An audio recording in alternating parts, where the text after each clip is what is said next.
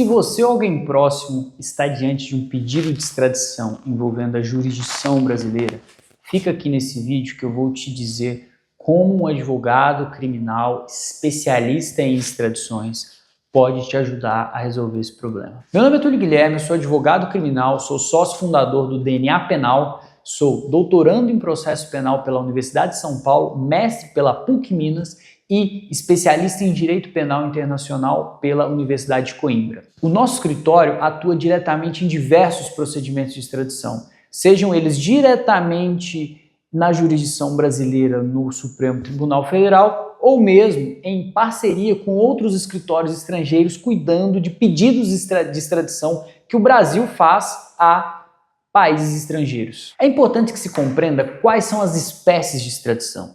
Existe hoje a extradição passiva, na qual o Brasil é requerido a outro país para que entregue um cidadão. A extradição ativa, na qual é o próprio Brasil que faz esse requerimento a um país estrangeiro, ou mesmo a extradição instrutória, e que é cada vez mais comum, nas quais, durante um processo criminal em trâmite, por exemplo, com uma ordem de prisão preventiva, o Brasil pede que uma pessoa que esteja supostamente em fuga seja entregue à jurisdição brasileira para que não se evada do cumprimento daquela pena. Mas, em todas essas situações, em todas essas circunstâncias, existem questões muito específicas e muito objetivas relacionadas ao procedimento de cooperação jurídica internacional.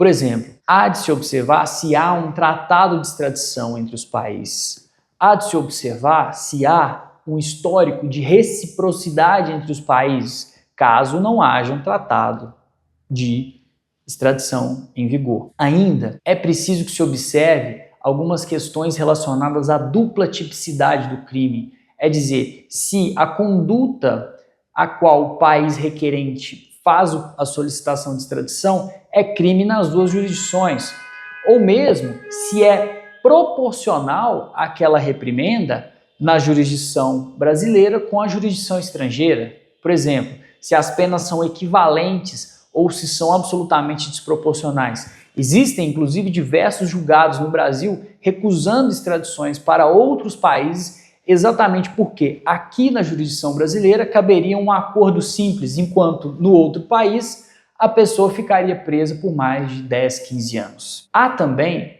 questões relacionadas à paternidade e à maternidade. Se a pessoa possui filhos menores que são a ele dependentes, tudo isso importa no processo de extradição. Nada é por acaso e deve ser trabalhado da melhor forma. Um dos detalhes mais importantes dos processos de extradição também é a questão do prazo, porque cada país possui um prazo determinado para a entrega de um cidadão estrangeiro. Não pode simplesmente fazer um pedido de extradição, deixar que aquilo fique solto, sem um cumprimento e simplesmente se perca no tempo. Mas o erro mais comum é tratar a extradição, mesmo com todas essas particularidades, como se fosse um procedimento comum, como se não dependesse de questões específicas de ordem legal, de ordem de direito penal internacional e de reciprocidade.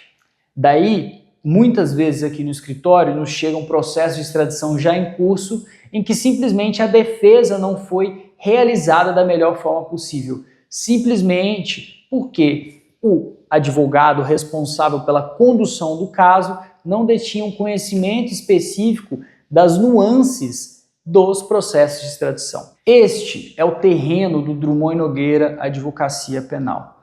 Aqui somos especialistas em extradição, com diversos casos em andamento, oferecendo o melhor serviço jurídico possível neste tipo de procedimento. Seja uma extradição recente, seja uma extradição em curso, nós acreditamos que podemos te ajudar com essa situação. Portanto, se estiver passando por uma situação parecida, não deixe de nos chamar para uma segunda opinião. Obrigado.